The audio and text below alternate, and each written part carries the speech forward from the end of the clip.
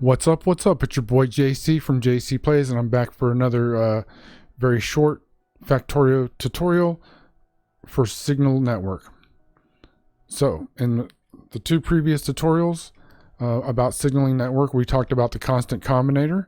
We talked about how we can use it to generate constant signals, how the Constant Combinator is a constant signal generator.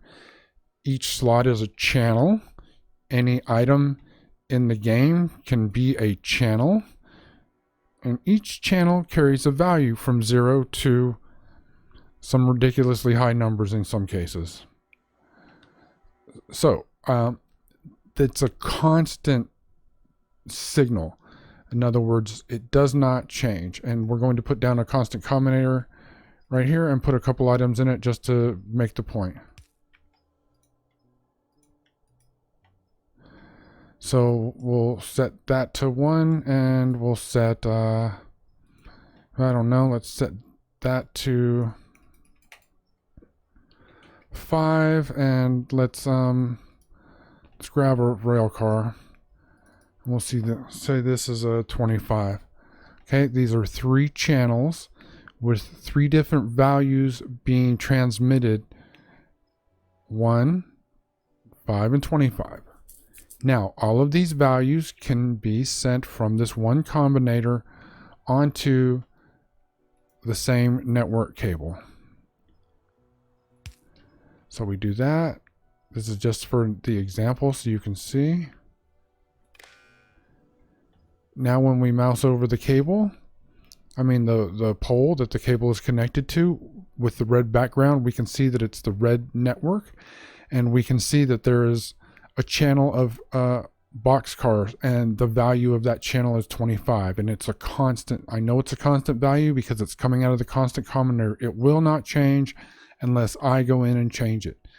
These values can be used to for a lot of different things. One of the most common things I see them for, or that I use them for, is colors, turning things on and off, and I do some other stuff with belts and measuring to oscillate the feed going into the belt.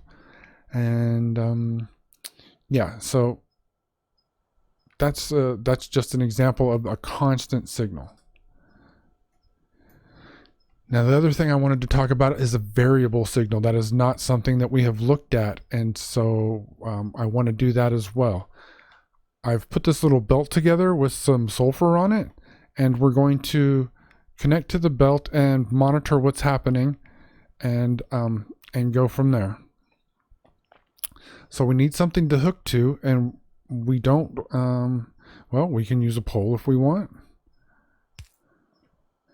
And we'll take a green cable, and we will connect to the belt right here, and now we'll connect it to the pole. So we're doing 2 things. Oh, well, it's not on, is it? Let's see, we want to read the belt contents, and for right now, we're just going to leave it enabled. It's on by default. Oh, see how they got all grouped up? They were all nice and spread out. Okay, so we put our mouse over here. Oh, we need to connect the red cable so we can see both at the same time. Okay, so now we have green, the red network. You can see its constant signals. And then do you see that? Do you see all that fluttering? That's the belt being red, the contents are being red, and it's a changing value. That's why it's going up and down, up and down, up and down, up and down like that. So it can read it a lot faster than we can. You can use an arithmetic combinator and a decider combinator, which is what I do, and I will get to that in another setup. What I wanted to just cover today was the fact that there are the difference between a constant value being transmitted on a channel and a network, and a variable value being transmitted on a channel on the network. So another variable, there's 2 more that I'm going to show you real quick, and then that should wrap it up. One is a chest, and it's not varying as quickly as this is, but you can take chests. Maybe these are buffer chests. You can use a cable. You can connect them to each other. And you see how they have this little graphic right here? That's a way to know which crate is connected to which one. And then we can do a couple of different things. I'm going to use a decider.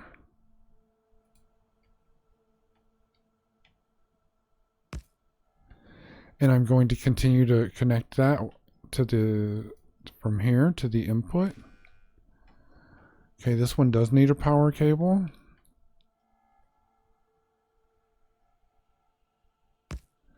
So we'll just add a little power right there for right now.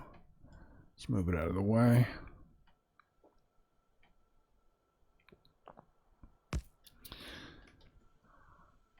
So you can see that there's nothing happening here. We can use a decider. We can also use the arithmetic combinator. So if we're using the decider, we're deciding that. Here, let's put something in here.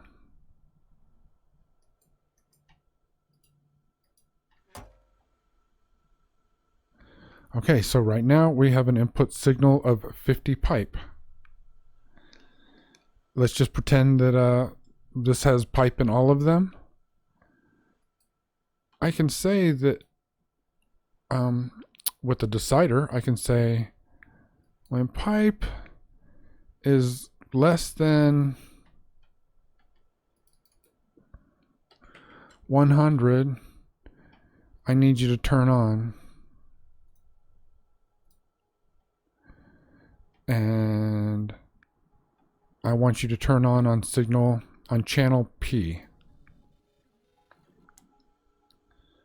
So, because we have less than 100 pieces of pipe in there, it's going to generate the signal, and we could use that to then request materials, turn a light on, turn a belt on, whatever we want. And so the signal will vary as inventory comes into and goes out of these chests. So that's a second kind of variable value on a channel. Okay, on the combinator, we're going to also take a green from here. We're going to hook it to the input. And now we see we have a value of 50 on the input side. So we're going to, again, take that input signal, which is a channel. This is a channel, and it has a value or a signal of 50. And we're going to, just for whatever reason, multiply that by 10, because, you know, maybe we have 10 chests or something, and we're looking for a, you know, an overall average or total. And then we can output that as, again, we'll just use channel P for pipe. And now when we mouse over it, you can see there's a value of 500. As the inventory in the chests change, as the amount of pipe in the chest change, and you can have mixed items in these chests, it'll read them and then read the pipe specifically because we told it to read the pipe. We want to know about the pipe only. And to help with that, let's take some lights, and let's take some lights and let's put them in a chest. Okay, now we see that there is a input signal of 50 pipe and 22 lights, and we should have the same here. Now, both of these are using the pipe channel, the information, the value of that channel to make a decision. So we're going to use this. We're going to use the arithmetic. We're going to do a little quick math. I'm going to use the green again because we're taking from the output of all these chests. We're coming to the input, and this time we're going to use the value of the lights. So light is a channel. It's a channel that has a value that's being transmitted, and we're going to multiply that times 4, the number of chests, and we're going to come up with a value that we're going to output on the channel of L for light. Now when we mouse over that, the only output we have is L, and it's a value of 88, and it is based only on the channel of the light and the value of 22 coming from the light. I've got other shorter continuing short tutorials coming that help piece all this together. I don't want these to be too long. I just want you to understand how you can use the signaling wire to connect chests, tanks, and we'll get into other things, and you can read what's in there and have a calculation or a decision made as the inventory, the number of items in there go up and down. It's a variable. It's a slower variable most times. It's not a fast changing variable like reading a belt. So I hope all of this has helped, and thanks for watching. I'm JC. This is JC Plays. Hit that like button. Hit me up in the comments, and yeah, subscribe if you like what's happening. Peace out.